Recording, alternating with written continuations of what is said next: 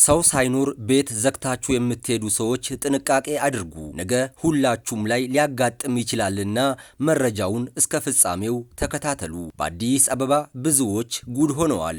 በርና መስኮቶች እየተገነጠሉ በርካቶች ባዶ እጅ ቀርተዋል። በለሚ ኩራ ክፍለ ከተማ ይህ የምትመለከቱት ግለሰብ የሰውን አለመኖር አጥንቶ ወደ አንድ መኖሪያ ቤት ያመራል። በምትመለከቱት መልኩ በአጥር ላይ ተንጠልጥሎ ግቢ ውስጥም ይገባል። ያሰበውን ሁሉ ካሳካ በኋላ ከቦታው ይሰወራል። የቤቱ ባለቤትም ከስራ ሲመለሱ ፈጽሞ ይሆናል ብለው ያልጠበቁት አስደንጋጭ ነገር ገጠማቸው። ይህ ግለሰብ ከዚህ በፊት በተመሳሳይ ወንጀል ተጠርጥሮ በፍርድ ቤት በዋስትና የተለቀቀ ስለመሆኑ ፖሊስ አስታውቋል። ነገሩ የለመደ አመል አይለቅም ነውና ካለፈው ስህተቱ ሳይማር አሁንም ደገመው። ይህን አስገራሚ ክስተት የተመለከተ ሙሉ መረጃ ከዘገባው ተከታተሉ።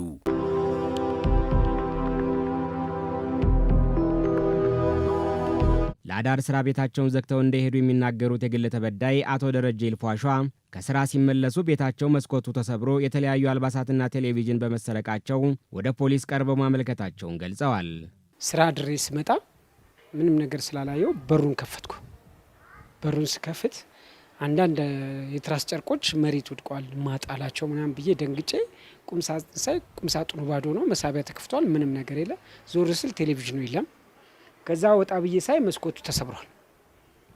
ከዛ በኋላ ለጓደኛዬ የደወልኩላትና እንዲህ ተደርጊያለሁ ብዬ ወዲያውኑ ለፖሊስ አመለከትኩ። የጉዳዩ መርማሪ ዋና ሳጅን አማራ አዳሙ እንደተናገሩት ፖሊስ የግል ተበዳይን አቤቱታ መነሻ አድርጎ ምርመራ እያጣራ በነበረበት ወቅት ዋና ወንጀል ፈጻሚ የሰረቀውን ቴሌቪዥን ይዞ ሲንቀሳቀስ በሌሎች ግለሰቦች ተይዞ ወደ ፖሊስ ጣቢያ ሊመጣ ችሏል።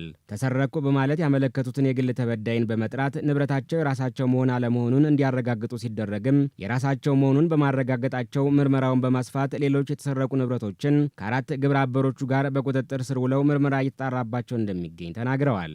ሸሚዝ ወደ 16 ሸሚዝና ሱሪ ጅንሶቹ ወደ 6 የሚያህሉና እንዲሁም የተለያዩ አንሶላዎቹ ቴሌቪዥን አንድ ተወስዶበታን ከመኖሪያ ቤቱ በመስኮት በመግባትና በአጥር ዘሎ ገብቶ ይህን ንብረቶች ወስዷል። እኛም አቤቱታው መሰረት በመቀበል ምርመራችንን እናደራጃለን። ምርመራ ካደራጀን በኋላ በወቅቱ ይሁ ተጠርጣሪ በሌላ ሰዎች ይያዛል። ከዚያም በኋላ ተይዞ ወደ ፖሊስ ጣቢያችን ከመጣ በኋላ የተለያዩ አልባሳት ያለበትን ቦታ መርቶ የግል ተበዳይን ቲሸርትና የተለያዩ ሱሪ ጂንሶች አልባሳቶችን መርቶ አሳየን። ከዛም ምርመራውን በተገቢ ሁኔታ ማስረጃዎችን አሰባስበን አጠናክረን በምርመራ ላይ እንገኛለን። የቤት ሰብሮ ስርቆት ወንጀልን ለመከላከል ህብረተሰቡ በትጋት እርስ በርስ መጠባበቅ አለበት ያሉት መርማሪውና የግል ተበዳዩ ለወንጀል ፈጻሚዎች ምቹ ሁኔታን ባለመፍጠር ሁሉም ሰው የበኩሉን ኃላፊነት ሊወጣ ይገባልም ብለዋል። እንደዚህ አይነት ግለሰቦች ላይ አሁን መኖሪያ ቤት ላይ ተከራይተው ሲኖሩ መጥናናት ስበሱንም አከራይም ቢሆን እንደዚህ አይነት ግለሰቦች ማን ምንድነው የሚለውን ነገር የማጥናት እንዲሁም ደግሞ ስበሳቸውን ደግሞ መጠባበቅ ያስፈልጋል።